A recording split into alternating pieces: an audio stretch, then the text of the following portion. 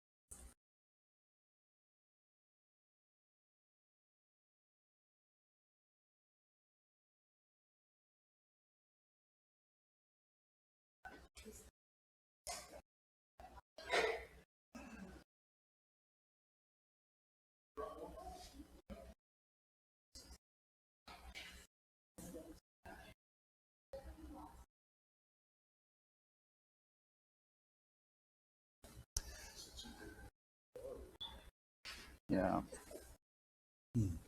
Good morning. We are going to breeze through the Joseph story today. We're all familiar with it anyway, right? But we didn't quite finish Jacob. So we were talking about Abraham a couple weeks ago, last week, Isaac and Jacob, and that's where we need to pick up very quickly. This class is a review. It's not intended to go into a lot of detail, and so I got to stop doing that. We're looking at Abraham, Isaac, and Jacob, and then we're going to move right into Joseph. And I want to remind you of some details about Jacob. When he went to Padan Aram, when he went to Haran, which is about 700 miles away from his home, how long was he supposed to stay there? How long did his mom think, oh, you go stay with Laban, my brother, and wait till your brother Esau isn't angry with you anymore and come back? How long was that supposed to be? Just a little while. How long did he end up staying? The answer is 20 years. And we are never told that Jacob was reunited with his mother. That may have been the last time they ever saw each other.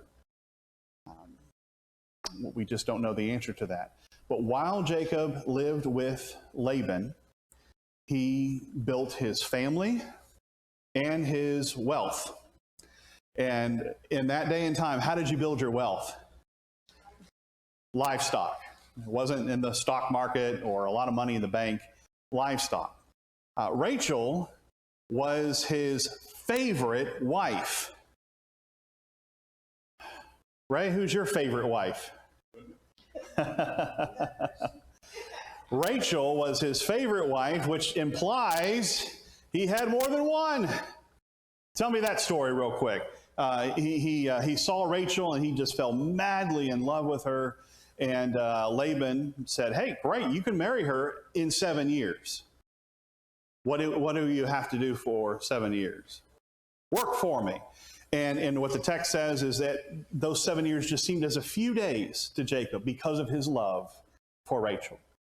And she's heavily covered in the veil, and they get married, and they go into the marriage tent and wake up in the morning, and Jacob goes, Rachel, you don't look so pretty without your makeup on.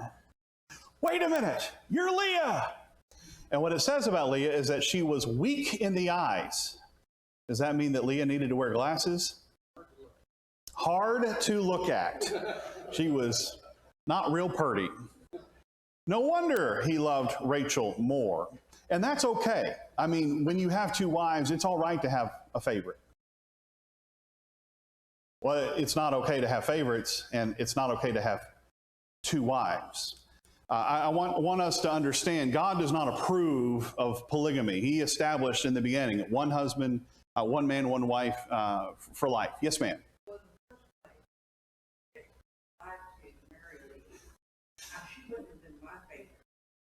Leah? Yes. Why is that? Why you saying just because from a guy's perspective he wouldn't have wanted to marry Okay, all right. Well, I tell you, so here's Reuben, Simeon, Levi, Judah. Those are the first four sons of Jacob. And we're going through this quickly, but this is important. You've got this baby race going on here. That's what a mom wants. That's what a wife wants to do. She wants to have children for her husband in this day and time. This is part of the legacy of a family. So Leah has 4 children back to back to back. And what about Rachel? How many children does she have? In that 4-year period, however long it took to have the 4 children, Rachel had none. Why not? Because the Lord had closed her womb. God had a hand in keeping Rachel, preventing her from having children. Why? We're not told specifically why. What we do see is that Leah had these children, and she hoped that her husband would finally love her as she had these children for him. His firstborn, Reuben. Jesus is descended from which of these 4 gentlemen? Judah. Shouldn't Reuben have been the one who received the Abrahamic promise, though? Isn't he the one who should have been the progenitor of the Messiah since he's the firstborn? Well, the answer is yes, but he was rejected. So were Simeon and Levi because of the events of Genesis 34 that we're not going to take the time to look at. And that left Judah. Judah is the one who receives the Abrahamic promise. And we'll talk about Judah a little bit more as we talk about Jacob. So Rachel sees she's not having any children. What does she do? She has a handmaid, Bilhah, and Jacob is to father children for Rachel through Bilhah. And so she has 2 sons on behalf of Jacob. Does that really count? No. But Leah, what does she do? She says, 2 can play at that game. And she has her handmaid have children through her. Now, we look at that and are rather aghast by that. And you might look at this and say, this seems like a rather dysfunctional home. It is. It is truly unbelievable. So how many sons are we looking at now? 4 from Leah and then 2 from each handmaid. Let me get my toes. What's that? So we've got 8. How many do we need total? 12. So we need 4 more. Where are we going to get them from? Where are we going to get them from? All right, so we've got some more from Leah. And we've got now Issachar, Zebulun, and I mentioned Dinah. Jacob had other daughters, but she's the only one that is mentioned by name. We know that he had other daughters because it says in Genesis 37, when Jacob was mourning the perceived death of Jacob, that his sons and daughters tried to comfort him. So he has more than one daughter, but she's the only one named, and that is because of the incident in Genesis 34. Simeon and Levi are the ones who avenged Dinah for being raped. And it makes sense, doesn't it? It makes sense that Gad and Asher weren't the ones who stepped up because Simeon and Levi were full siblings. They were full brothers to Dinah. All right, so finally, the text says, God remembered Rachel. And that's a covenant term that we've seen already. Remember Genesis 9, verse 1, God remembered Noah. God remembered Rachel. And he does allow her to have a son. And what was that first son's name? Joseph. And we're going to be talking a lot about Joseph. Did Joseph receive the Abrahamic promise? Is he the one through whom the Messiah will come? No. He does receive the double portion, though. What will eventually happen is that Reuben will have a large clan, and they'll be called the Reubenites. Simeon will have a large clan, and they'll become the Simeonites. Levi, Judah. Is there a Josephite clan? No. There are, though, 2 tribes, Manasseh and Ephraim, and they are the sons of Joseph. So the tribes of Joseph, and that's how they are sometimes referred to, the tribes of Joseph are the tribe of Manasseh and the tribe of Ephraim. That's important to keep in mind. We've got 11 sons. We need one more. Benjamin. Benjamin. You like that name, Benjamin? All right. The son of my right hand, Ben-Hameen. And so this becomes the youngest son, and that will be important for us. This was the great baby race. Who knows how long for sure it took, but it took several years, obviously. I wanted to point this out. In the back of Jacob's mind, he has this idea that he wants to go back home, but there's a threat at home. And that threat is Esau. Esau wants to kill him. Always in the back of his mind. When Jacob left home, who appeared to him at Bethel? At Bethel. Luz, it's sometimes called, or Luz. Who appeared to Jacob and made some promises to him as he was leaving home? God. God did. He made several promises to him. Take a look at this verse as Jacob is contemplating going there to Laban. And this is the Lord's, we're going back in time here for a moment. I am the Lord, the God of Abraham, your father, and the God of Isaac.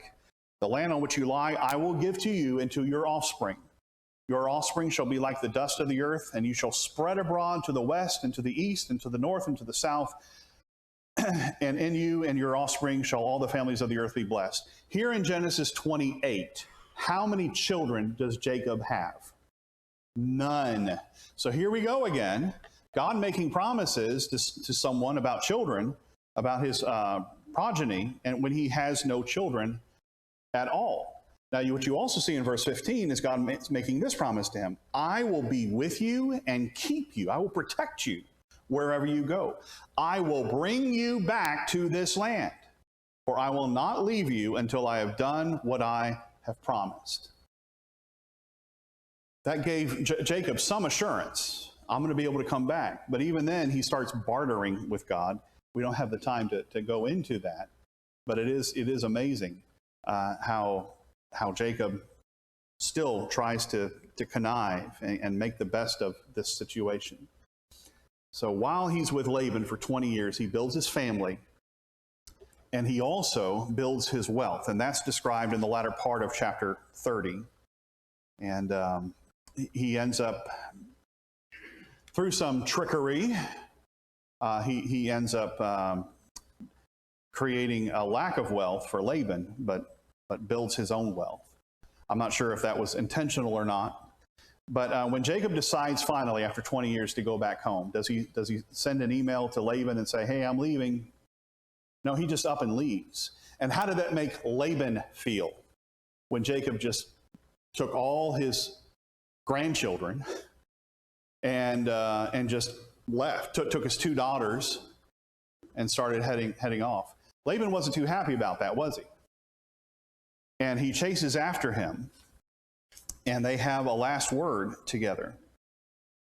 So they're not real happy. It says here in verse 20 of Genesis 31, Jacob tricked Laban by not telling him that he intended to flee. So Jacob never really stopped the tricking, did he? He was always a trickster. However, Laban got him back, so to speak, by passing Leah off as Rachel. And you see Jacob kind of complaining here in verse 41. These 20 years I have been in your house. I served you 14 years for your 2 daughters and 6 years for your flock. And you have changed my wages 10 times. So that is a complaint. So he says, I'm leaving, and they make a covenant. I want to get to this here.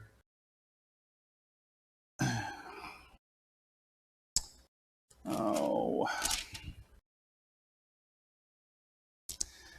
Okay, verse 49.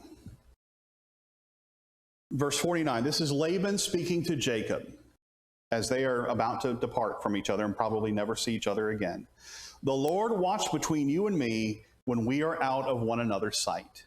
Aw, isn't that sweet? Have you ever seen that on jewelry?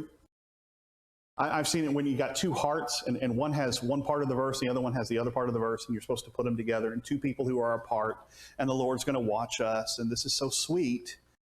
Does Laban mean this as a nice, sweet gesture? Or is he saying, you better watch it, buddy, because if we ever get back together, this is a threat. And yet we find it on jewelry as something sweet and positive. I find that funny. All right. In the book that I have been talking about, the big picture, this chart is in there. It divides up the life of Jacob into 4 parts. When he is living, for the most part, in Beersheba with his mom and dad. And then he moves to Padan Aram and stays there for 20 years. And as we put together the age of Jacob, it's hard for me to realize Jacob was 77 years old when he left. He wasn't just some young guy. Now he lives to be 147. So I guess that makes him midlife. A lot of times we just don't realize what's going on, all the details that are here. And he will come back and live in several different places, but he'll come back to Canaan. And during this time, that's when Joseph is supposedly killed, and we'll talk about that in just a moment.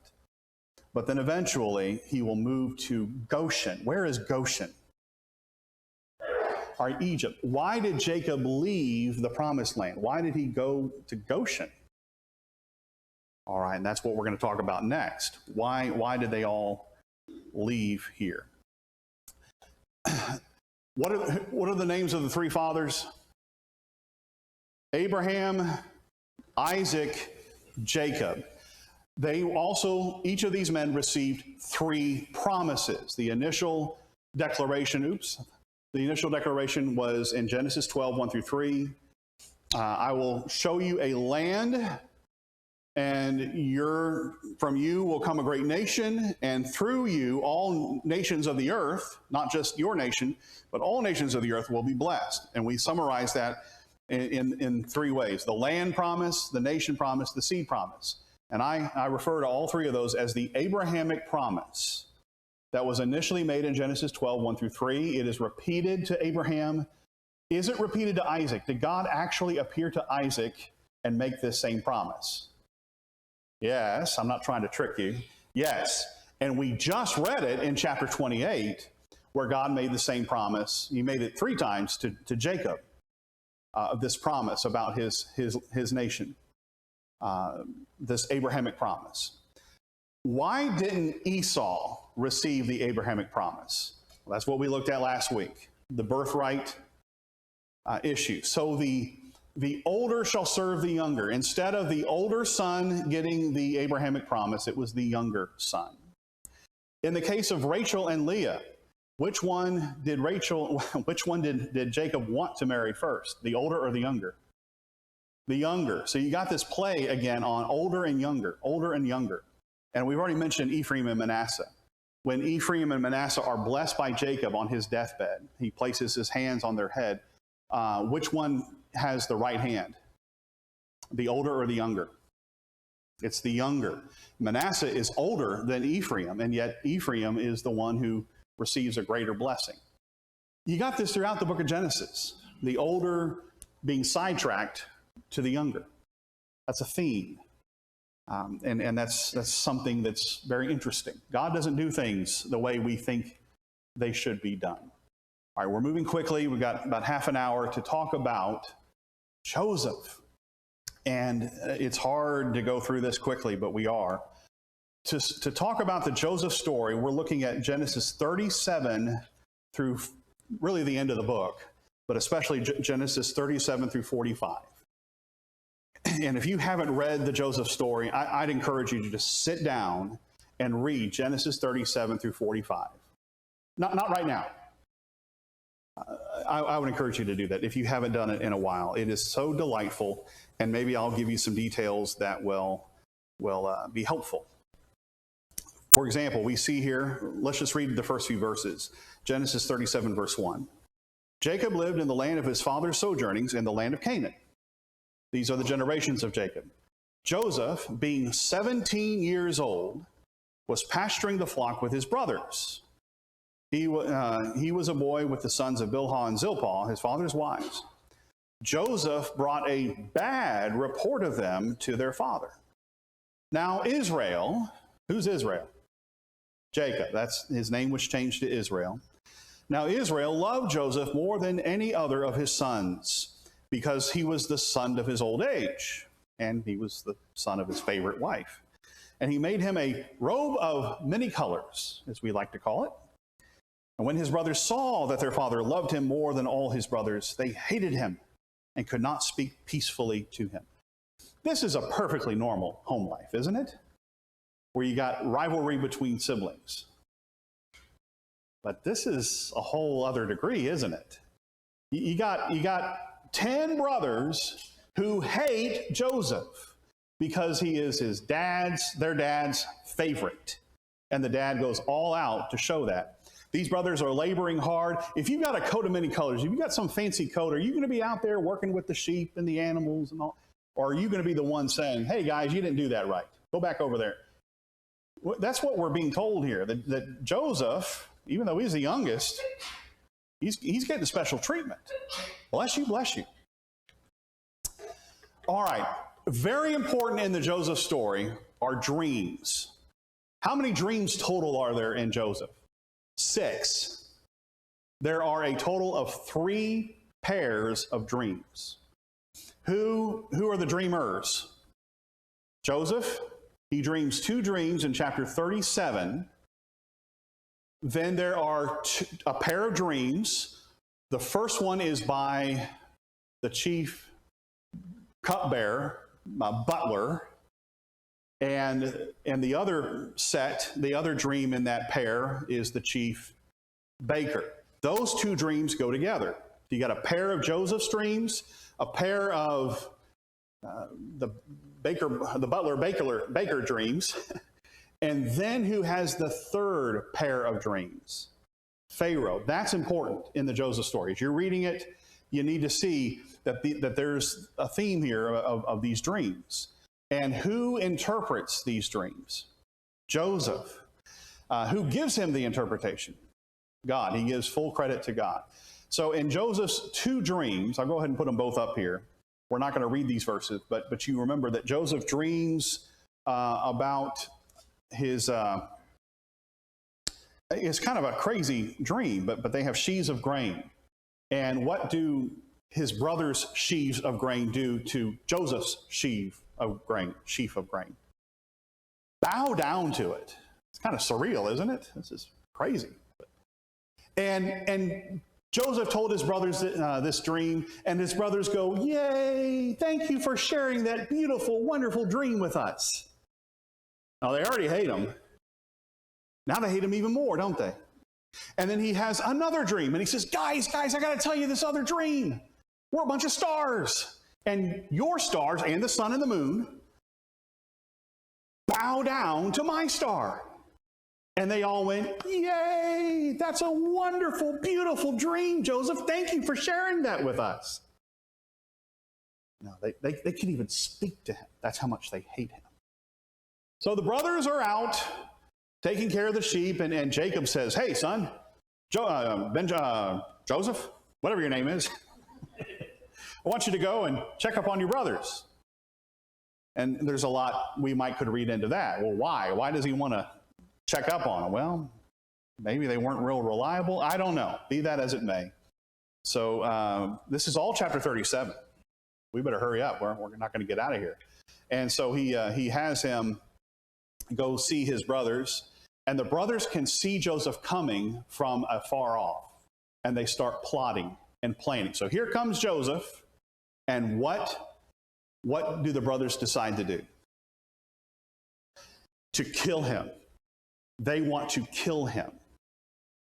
And then the brothers throw him into what? A pit. Before they do that, what do they take off of him? That beautiful robe that they hated so much. They throw him in the pit.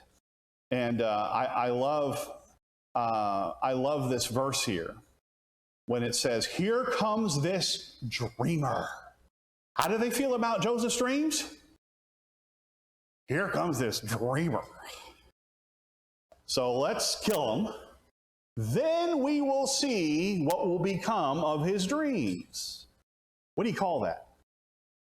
Is that foreshadowing? Because what do they think is going to happen to Joseph's dreams when they kill him?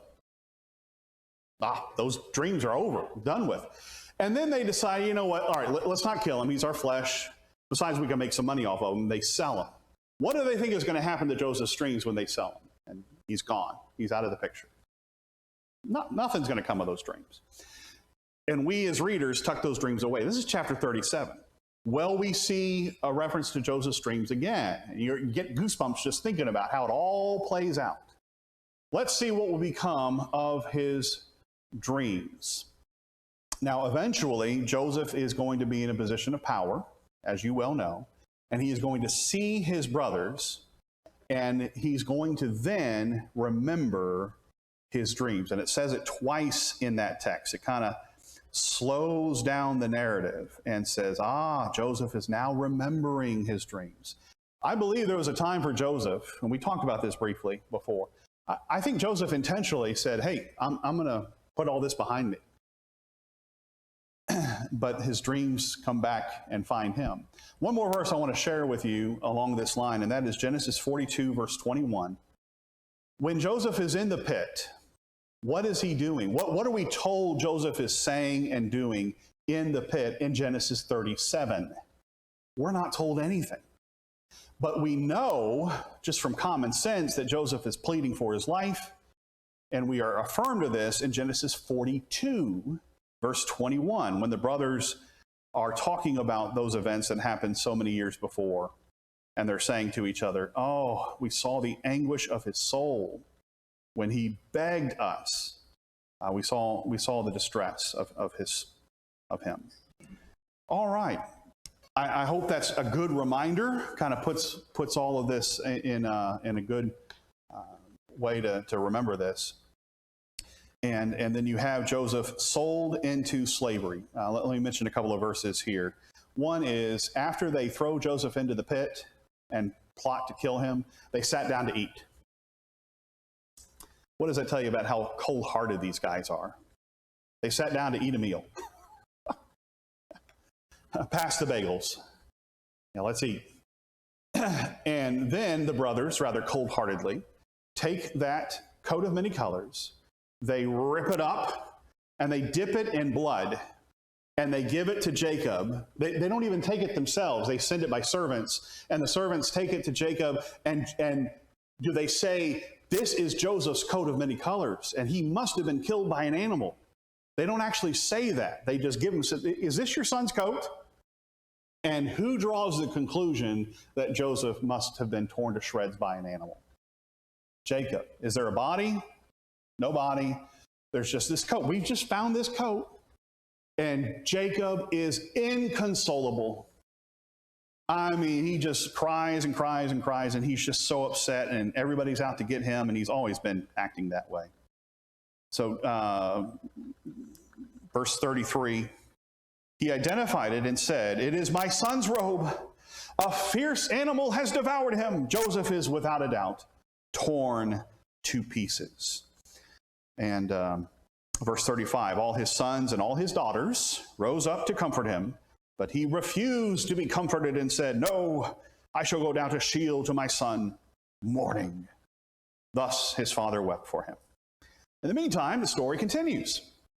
Joseph is sold into slavery, and he heads to Egypt as a slave. All right, if you look at Jacob's life, this is part of Jacob's life here, and it is during this time while he's in Canaan that his son is in Egypt. So how long did Jacob think that his son Joseph was dead? About 20 plus years. He believed Joseph was dead, but he's going to find out that he's not. Just because you believe something very sincerely doesn't mean it's true, does it? But the brothers deceived him. When Jacob stole the birthright from Esau, what animal did they use to pull off the deception? A goat. They killed a goat and used the goat skins on Jacob's arms, and they provided the food. It was actually 2 goats. When the brothers deceived their father into believing that Joseph had been killed by a wild animal, what blood was actually on the coat of many colors? It wasn't human blood. It wasn't Joseph's blood. The blood of what? A goat. Now, there's not a lot made about that in the biblical text. But I think what we're meant to see is what goes around comes around. Jacob deceived by killing a goat. His sons, chips off the old block, they deceive him with the blood of a goat. Don't think God approves of this bad behavior on the part of these fellas. Even though we may not have a divine commentary that says what the sons of Joseph did displeased the Lord. He is not happy about this by any means. All right, I'm going to